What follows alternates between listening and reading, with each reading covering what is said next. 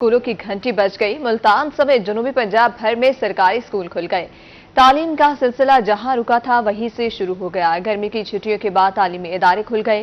पहले रोज हाजिरी इंतहाई कम रही। तलबा का अपने दोस्तों से मिलकर इजहार खुशी। असातिज़ा की तलबा और तालिबात को हाजिरी यकीनी बनाने की हिदायत। स्कूलों की घंटी बज गई। मुल्तान समेत जनूबी पंजाब भर में सरकारी स्कूल खुल गए हैं। तालीम का सिलसिला जहां रुका था वहीं से शुरू हो गया। गर्मी की छुट्टियों के बाद तालीमी इदारे खुल गए। पहले रोज हाजिरी इंतहाई कम रही। तलबा का अपने दोस्तों से मिलकर इजहार खुशी। असातिज़ा की तलबा और तालिबात को हाजिरी यकीनी बनाने की हिदायत। जनूबी पंजाब भर में सरकारी स्कूल खुल गए हैं। तालीम का सिलसिला जहां रुका था वहीं से शुरू हो गया है। पहले रोज हाजिरी इंतहाई कम रही। तलबा का अपने दोस्तों से मिलकर इजहार खुशी। इस गर्मी में स्कूल चढ़कर आना बहुत मुश्किल है। तलबा की जानिब से ऐसा कहा गया। उनका मजीद कहना था क्लासरूम में गर्मी की वजह से पढ़ना भी मुश्किल हो गया है। इस हवाले से मजीद जान लेते हैं अपनी नुमाइंदा अलिशबा आसिफ से। जी अलिशबा।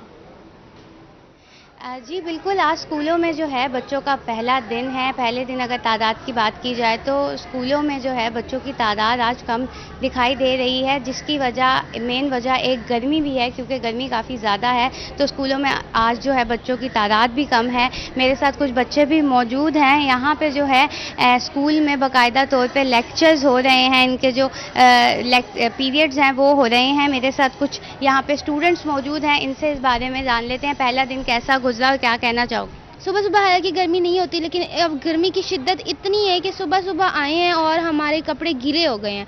तो हम क्लास में बच्चों को गर्मी लगती है, पंखों का भी कोई फ़ायदा नहीं होता, तो क्लास में पसीने की भी स्मेल हो जाती है।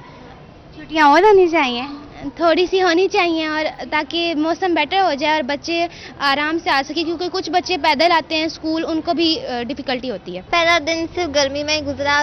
गर्मी की वजह से पढ़ने का भी दिल नहीं करता, और जितनी गर्मी पड़ रही है मेरे ख्याल से गवर्नमेंट को चाहिए कि 1 वीक की और छुट्टियां देनी चाहिए, क्योंकि इन छुट्टियों में ना बंदा पढ़ सकता है, सिर्फ बंदा गर्मी करता रहता है। पहला दिन बहुत बुरा गुजर रहा है क्योंकि गर्मी बहुत ज़्यादा है।